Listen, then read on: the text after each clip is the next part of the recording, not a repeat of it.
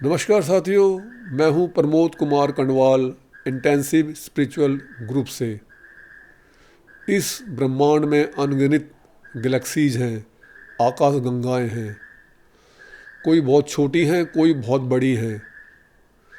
किसी में 100 अरब तारे हैं, किसी में 1000 अरब तारे हैं। लेकिन यदि हम औसतन एक गैलेक्सी के अंदर 100 अरब तारों को ही ले लें तो हम पाएंगे कि एक गैलेक्सी में 100 अरब तारे तो हैं ही, बल्कि हर तारे का एक अपना सौरमंडल है जिसमें कम से कम 9 उपग्रह होते हैं। यानी 100 अरब तारे और उनके 9 उपग्रह, तो 900 अरब उनके उपग्रह हो गए। और हर उपग्रह के चंद्रमा होते हैं, किसी का एक, किसी के दो। जैसे हमारे बृहस्पति ग्रह के 27 चंद्रमा हैं। तो इसको भी छोड़ो, यदि हम औसतन एक ग्रह का 5 चांद ले लें, 5 चंद्रमा ले लें, तो 4500 अरब चंद्रमा हो गए। यानी एक गैलेक्सी का, जिसका हमने औसतन तारे 100 अरब निकाले हैं, उनकी यदि हम कैलकुलेशन करें तो 100 अरब तारे जमा 900 अरब उपग्रह प्लस 4500 अरब चंद्रमा, यानी 5500 अरब कुल मिला के तारे, ग्रह और उपग्रह हुए। तो ये तो हुई सिर्फ एक आकाशगंगा की बात, यानी 5500 अरब की संख्या समेटे हुए है सिर्फ एक आकाशगंगा।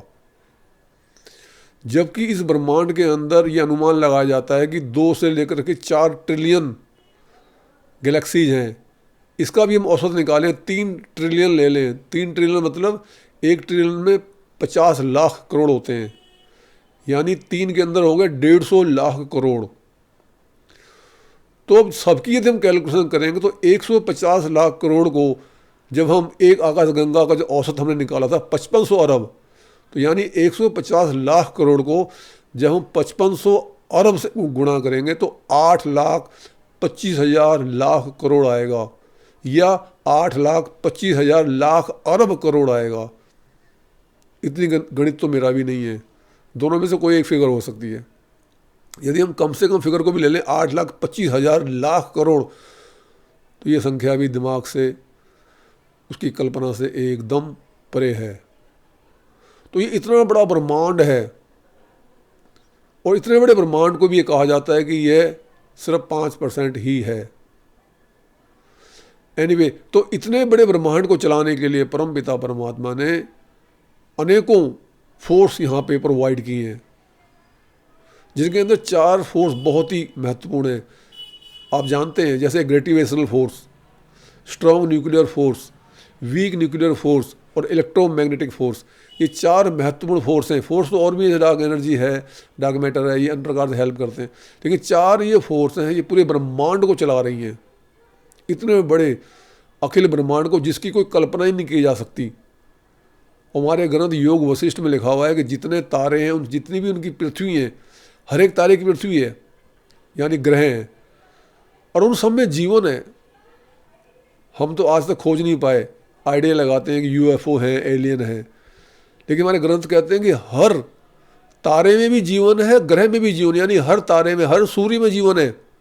जो हमारा सूरज है, जिसका बाहर का टेम्परेचर 60 लाख डिग्री होता है, जो हमें बाहर से लाल दिखाई देता है,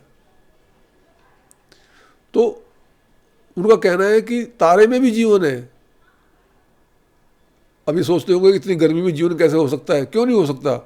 आपने देखा है, जब पानी उबालते हैं तो उसके अंदर कीड़े होते हैं। कहा जाता है कि पानी को खूब उबालिए ताकि कीड़े मर जाएं। उसके बाद भी उसके अंदर बैक्टीरिया मरते नहीं हैं।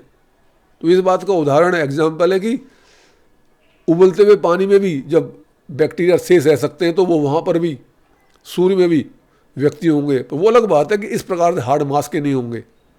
क्या पता परमपिता परमात्मा ने उनके शरीर को आग की फ्लेम की तरह ही बनाया हो, जैसे आग की लपट होती है, उनका शरीर वैसे ही बनाया हो।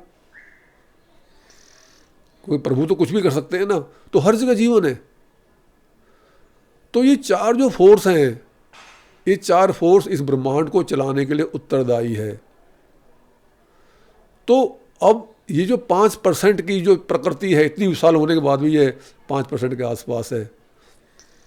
इसको ये 4 फोर्स चलाती है, मगर ये 4 फोर्स बाकी जगह भी हैं, बाकी जो 95% जगह बचती है ये वहाँ पर भी हैं। ये देखने वाली बात है। तो जब ये चारों तरफ इनकी फोर्स है, पूरे अंतरिक्ष के अंदर हर जगह ये 4 फोर्स हैं या अन्य फोर्स हैं, तो क्या ये नहीं हो सकता कि इसको बनाने वाला वहाँ उपलब्ध ना हो? बिल्कुल हो सकता है, नहीं है, क्योंकि जब इसकी शक्तियाँ वहाँ पर हैं तो इसकी प्रेजेंस भी वहाँ पर है, जिसको हम सर्वव्यापी प्रभु दूसरी भाषा हम कह सकते हैं। इसलिए परमपिता परमात्मा को हर दुनिया के ग्रंथों ने ओमनी प्रेजेंट कहा है कि वो सर्वव्यापी है, वो हर जगह है। तो ये जो वर्णन यहाँ भी मैंने किया है, ये तो सिर्फ एक परमपिता परमात्मा की सर्वव्यापीता का एक छोटा सा ट्रेलर है। यदि हम उसे पहचानना चाहें, समझना चाहें, तो किसी प्रकार के विषय को गहराई में घुसेंगे तो हमें उसकी उपस्थिति का एहसास होता ही है। यदि आपको यह वीडियो ज्ञानवर्धक तथा उपयोगी लगती है तो आप चैनल को लाइक तथा सब्सक्राइब कर सकते हैं। गुरु भगवान सबका कल्याण करें।